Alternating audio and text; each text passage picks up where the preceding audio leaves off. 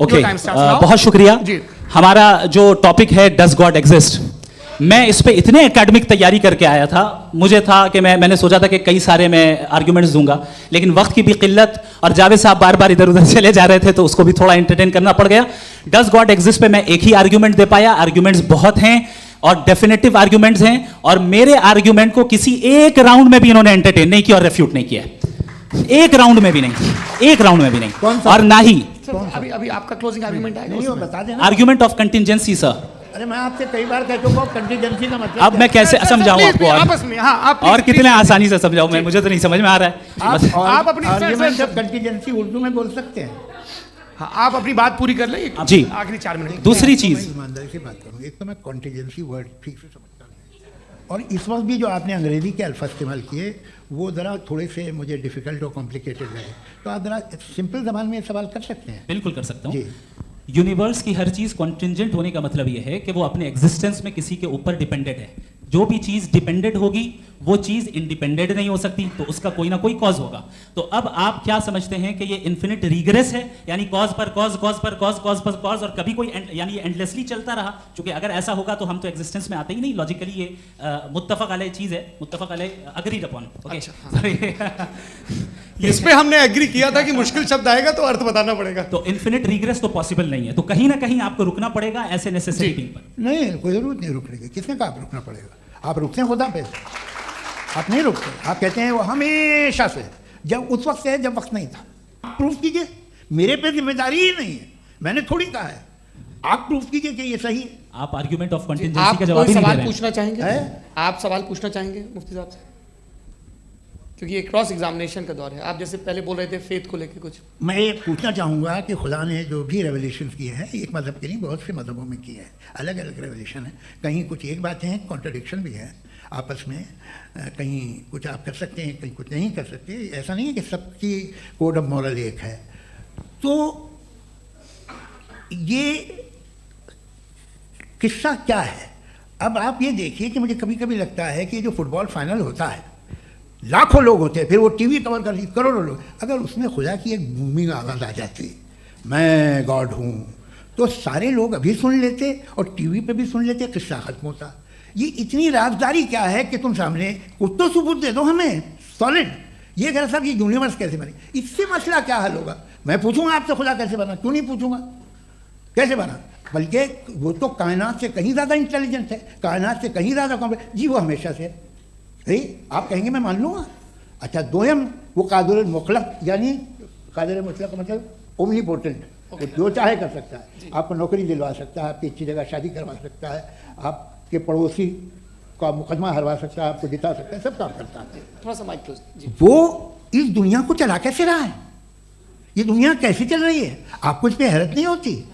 या क़यामत के बाद कभी एक जस्टिस होगा, जब ये बच्चा मर चुका होगा जिसकी धज्जियाँ उड़ गई बम से, इसको इंसाफ मिलेगा सब। अच्छा, अब जवाब दूं? हाँ दीजिए। मैं इसीलिए आपकी तरफ। सबसे पहले आपने रेवलेशन और स्क्रिप्चर्स की बात की, इस पे मैं बात कर सकता हूं लेकिन आज नहीं करूंगा क्योंकि वक्त कम है, कभी और इस पे डिस्कस करेंगे। मैं तैयार हूं उस पे भी बात करने के लिए। ये अभी से राउंड 2 की भूमिका तय हो रही है। Does God exist round 2। जी, चूंकि आज गॉड के एग्जिस्टेंस पे बात है तो मैं उसी के रिलेटेड जो है आपके सवालात को एंटरटेन भी करूंगा और मैं भी पूछूंगा। आपने कहा कि आपने साबित ही नहीं किया, जबकि आर्गुमेंट ऑफ कॉन्टिजेंसी बुनियादी आर्गुमेंट है। आप मुझे कॉन्टिजेंसी का मतलब बताइए, आपका मतलब क्या कॉन्टिजेंसी? कॉन्टिजेंसी का मतलब यह हुआ कि हर वो वजूद जो किसी भी चीज का पाबंद है, हर वो वजूद या हर वो चीज जो अपने एग्जिस्टेंस में किसी भी चीज के पाबंद है और उससे बाउंड है, उसको उसकी जरूरत है, उस पर डिपेंड करती है, तो जाहिर सी बात है कि उसका कोई ना कोई कॉज होता है। ये तो अक्ल की बात है, ये आप रीजनिंग की बात करते हैं, मैं वही कर रहा हूं। दूसरी चीज, आपने ये बात कही कि इतने बिलियन लाइट ईयर्स दूर है, उसका मेरा क्या लेना देना। फिर मेरे ख्याल से आपको ये नहीं कहना चाहिए I think therefore I am an atheist. आपको सोचना चाहिए, सिर्फ आप एक लिमिटेड दायरे में रहकर नहीं सोचें बल्कि बाहर निकलकर सोचें। आपने तीसरा सवाल किया, आपने 2-3 सवाल एक साथ। ऐसी बातें ना कीजिए, कुछ लोगों को इतराज हो जाएगा आप पे कि आप कुछ भी सोचिए। ये इजाज़त आपको है नहीं, मुझे है। जी, आपने प्रॉब्लम ऑफ इविल के ताल्लुक से सवाल किया और बार बार आप एक लफ्ज रिपीट कर रहे हैं कि ओमनीपोटेंट गॉड है, ऑल पावरफुल गॉड है। यही तो दरअसल समझना है कि गॉड का कॉन्सेप्ट क्या है। प्रॉब्लम ऑफ इविल जो है, प्रॉब्लम ऑफ इविल दर हकीकत दो असम्पशंस पर कायम है। अगर आप इन दो असम्पशंस को समझ जाएं तो ये प्रॉब्लम नहीं रहेगी, आर्ग्यूमेंट आपको समझ में आ जाएगी कि ये कोलैप्स कर जाता है। पॉइंट नंबर 1, यानी जो आपका सबसे पहला फॉल्स असम्पशन है कि गॉड मर्सीफुल है, ओमनीपोटेंट है, दुनिया में जुल्म हो रहा है। लेकिन आपको ये समझना चाहिए कि हमारे वर्ल्ड व्यू के मुताबिक गॉड सिर्फ ओमनीपोटेंट और सिर्फ मर्सीफुल नहीं है, बल्कि वो ऑल वाइज भी है और वो ऑल नोइंग भी है। उसके हर काम के पीछे हिकमत और विजडम है। ये कोई जरूरी नहीं है कि वो हिकमत और विजडम आपको समझ में आए या मुझे समझ में आए। अगर आप जो समझ रहे हैं उसके मुताबिक आप फैसला कर रहे हैं, ये लिमिटेड पर्सपेक्टिव से आर्गुमेंट है। और इस चीज को हम अपनी दुनिया में, अपने लाइफ में, डेली लाइफ में इस प्रिंसिपल को एक्सेप्ट करते हैं। हम जब किसी डॉक्टर के पास जाते हैं, डॉक्टर के पास जाकर वो अगर उसने हमें कोई दवाई दी है तो हम ये तो नहीं कहते कि जब तक आपके पास जितना नॉलेज और जितना विजडम नहीं है, आपने क्यों ये दवाई दी है, तब तक हम इस चीज को एक्सेप्ट नहीं करेंगे।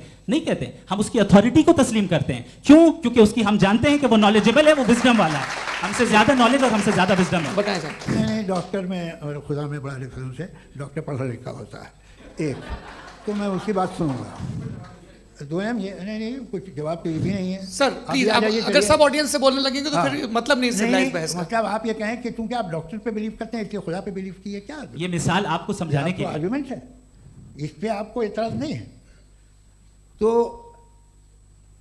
सिंपल बात ये है कि मैं अगर ये यकीन कर रहा हूँ कि एक ओमनीपोटेंट, उसकी मसलहत है, ये जो बच्चे मर रहे हैं ये मसलहत है उसकी, मुझे नहीं चाहिए इसकी मसलहत। उसकी मसलहत नहीं, यही तो समझना है, मतलब एक्सपीरियंस।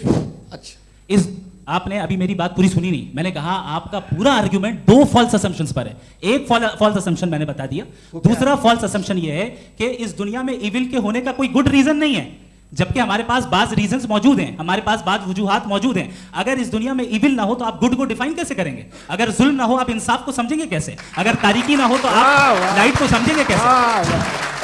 बहुत अच्छे। अभी और सुन लें, अभी और बाकी है। ये तो बात बहुत पसंद आई साहब मुझे कि जब तक रेप ना हो तब तक औरतों की इज्जत का ख्याल आपने मेरा जवाब पूरा सुना ही नहीं। जब तक के बच्चों का कत्ल ना किया जाए तब तक आपको बच्चों की मासूमियत की इज्जत। आपने पूरा जवाब सुना ही नहीं। क्या बात है, क्या आपने नुक्ता निकाला? आपने पूरा जवाब सुना ही नहीं। आप सुन लें, मेरी बात सुन लें। ये मैंने आपको एक चीज बताई। दूसरी चीज, इस दुनिया में हम आए हैं टेस्ट के लिए, हमारा टेस्ट हो रहा है और हर इंसान का अलग अलग अंदाज में टेस्ट होता है। और इस दुनिया में अगर इविल मौजूद है तो वो इविल जरिया है हमारे अंदर ह्यूमन नोबल क्वालिटीज को डेवलप करने का और अलग अलग फील्ड में प्रोग्रेस करने का। और अगर हमारे अंदर और इस दुनिया में इविल नहीं होता तो बताइए टेस्ट का मतलब क्या होता? अगर मैं अपने स्टूडेंट को एमसीक्यूज दूं और उसमें सिर्फ राइट आंसर लिख कर दे दूं और कहूं तुम्हारा टेस्ट हो गया, ये मीनिंगलेस है। इस दुनिया में अगर हम टेस्ट के लिए आए हैं तो जाहिर है गुड एंड इविल दोनों मौजूद है। तो अगर गुड एंड इविल दोनों मौजूद है तो ये इविल भी खुदा का बनाया हुआ है? जी हाँ, खुदा का बनाया हुआ है। लेकिन अच्छा, चलो अच्छी बात। जी बिल्कुल, तो बिल्कुल मतलब खुदा ने बनाया। अभी तो ये है कि जो मेजॉरिटी है दुनिया में वो इविल है, तो ये खुदा एक्चुअली इविल के साइड पे लग रहा है मुझे। बिल्कुल भी नहीं, मैं बता मेजॉरिटी में तो वो है। क्या बात कर रहे हैं भाई आप? कोई भी जो मुंसिफ होगा, चाहे आपका अपना घर हो जिसके आप सबसे बड़े हैं, चाहे आपकी ऑर्गेनाइजेशन हो जो आप चलाते हैं, वहां पर आप इविल रखेंगे साबित करने को कि बाकी लोग शरीफ हैं। मेरी बात सुनिए, क्या ये आर्गुमेंट ही गलत है? अगर कि जब तक के कोई इविल नहीं होगा तब तक के शरीफ आदमी शरीफ नहीं लगेगा। अगर एग्जामिनर गलत ऑप्शन दे रहा है तो एग्जामिनर इविल नहीं हो गया, जो गलत ऑप्शन को सेलेक्ट कर रहा है वो फेल होगा। क्रिएटर ने इविल को बनाया है लेकिन वो इविल नहीं है। अच्छा सुनिए मेरी बात, let me complete sir. Creator ने इविल को बनाया है टेस्ट के लिए, वो इविल नहीं है। इविल वो होगा जो उसे इख्तियार करेगा। छुरी को बनाने वाला गलत नहीं होता है, छुरी का गलत इस्तेमाल करने वाला गलत होता है।